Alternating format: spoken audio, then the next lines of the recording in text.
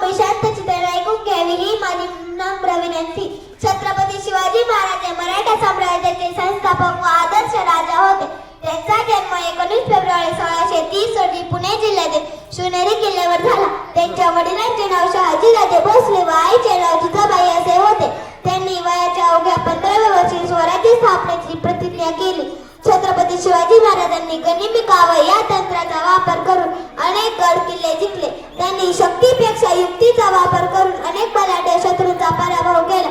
6 जून 1674 रोजी छत्रपती शिवाजी महाराजांचा राज्याभिषेक झाला.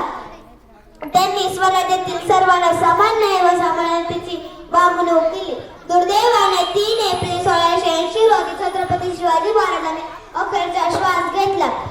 छत्रपती शिवाजी महाराजांचे कार्य आपल्याला आजही प्रेरणा देते. जो 65 किलोची तलवार वागवतात त्यांचे नाव यश